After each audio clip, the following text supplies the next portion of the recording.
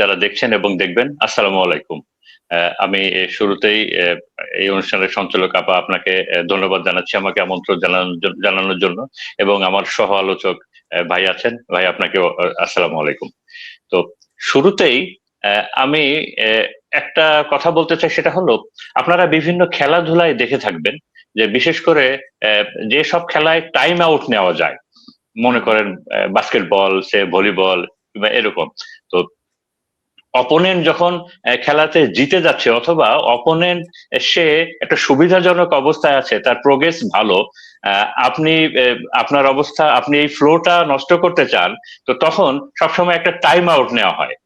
তো হুম, এই এখন আমার বিচারে, এটা আমার যতটুক জ্ঞান আছে এবং আমি এই যুদ্ধটা যতটুকু ফলো করেছি দেশি বিদেশি বিভিন্ন জায়গাতে, যে ট্রাম্পের জন্য ডেসপারেটলি একটা টাইম আউট দরকার। হুম, ট্রাম্পের জন্য এই সময়ে, এই যুদ্ধটার জন্য একটা ডেসপারেটলি টাইম আউট দরকার। উনি ওই টাইম আউটটা প্রত্যাশা করছেন, কিন্তু এই টাইম আউটটা কাজ করছে না। হুম, কেন, আমি তিনটা প্রসঙ্গ আলাদা আলাদা ভাবে বলি।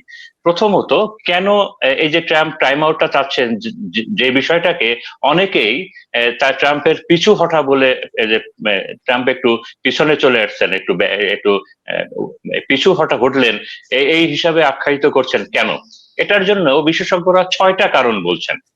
এটার হুম, জন্য যে পিছু হটলেন অথবা ট্রাম্প টাইম আউটটা চাচ্ছেন কেন, এই ছয়টা কারণের প্রথম কারণটা হলো যে আরব ওয়ার্ল্ড নাকি বেঁকে বসেছে, যে তারা কোনোভাবেই ট্রাম্পকে অথবা ইসরায়েলকে এই যুদ্ধে আহ, ওই অংশগ্রহণ মানে তারা এই যুদ্ধে অংশগ্রহণ করতে চাচ্ছে না, এবং ট্রাম্পকে কোনোভাবেই ফ্যাসিলিটেট করতে চাচ্ছে না। কারণ একটা বিষয় ইরান খুব পরিষ্কার করে বলে দিয়েছে, যে ইরান যদি ধ্বংস হয়, তবে মিডিল ইস্টকে সে নিয়ে ধ্বংস হবে।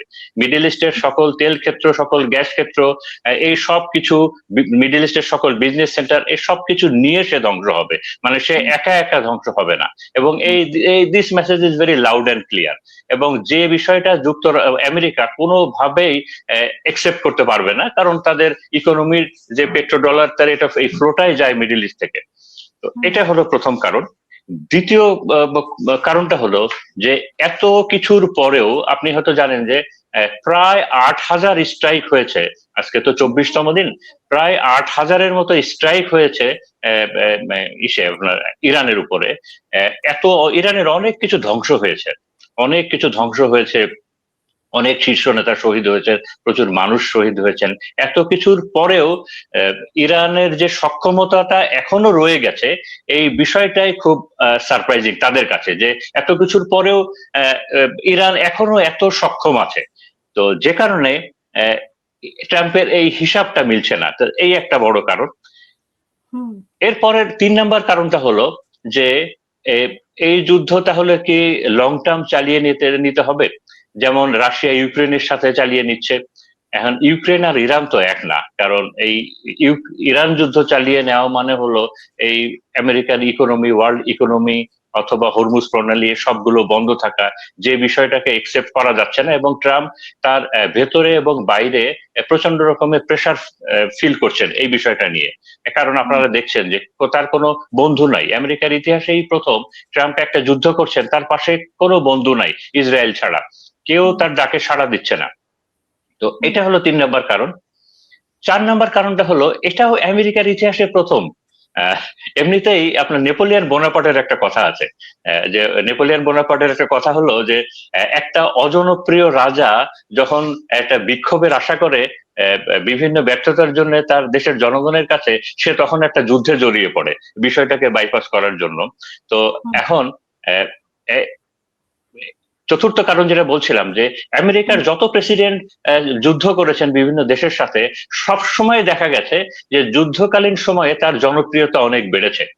হুম, যুদ্ধের সময়ে তার যে জনপ্রিয়তা ছিল, with the process of the war, তার জনপ্রিয়তা আস্তে আস্তে বেড়েছে। এবং ভালো মন্দ যাই হোক না কেন, যুদ্ধ যখন শুরু হয়ে গেছে, তখন আমেরিকার জনগণ মোটামুটি এই যুদ্ধটাকে সাপোর্ট করেছে, মানে প্রেসিডেন্টকে ব্যাক করেছে আর কি। এই হুম, প্রথম এটার একটা বড় ব্যতিক্রম হলো যে ট্রাম্পের জনপ্রিয়তা দিন দিন এত কমছে যে এখন তলানিতে চলে গেছে।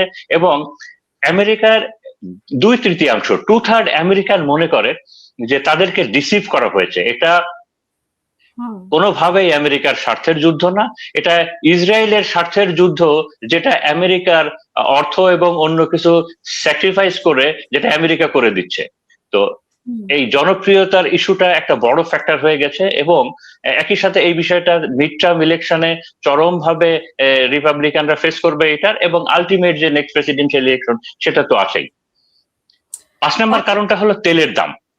তেলের দামটা আনবিয়ারেবল পর্যায়ে চলে যাচ্ছে, তেলের দামটা আনবিয়ারেবল পর্যায়ে চলে যাচ্ছে, এবং এ বিষয়টা আমি পরে আরেকটু ডিসকাস করবো যদি সময় পাই।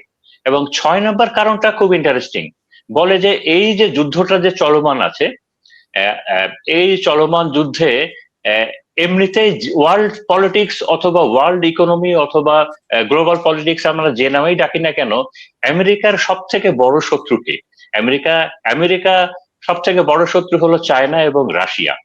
তো এই যুদ্ধে ইরানের ক্ষয়ক্ষতি যাই হোক না কেন, এই যুদ্ধে হারছে কে? হারার লিস্টে আমেরিকার নাম আছে, ক্ষয়ক্ষতির লিস্টে আমেরিকার নাম আছে। আর সব থেকে লাভবান কে হচ্ছে এই লিস্টে? সব থেকে লাভবান হচ্ছে রাশিয়া, আর সেকেন্ড হলো চায়না। রাশিয়া গত 6 মাসে যে তেল বিক্রি করেছে তার সমান তেল সে গত 1 মাসে বিক্রি করেছে, এই যুদ্ধ আচ্ছা এই 24 দিনে বিক্রি করেছে, গত 24 দিনে, এবং অনেক বেশি দামে।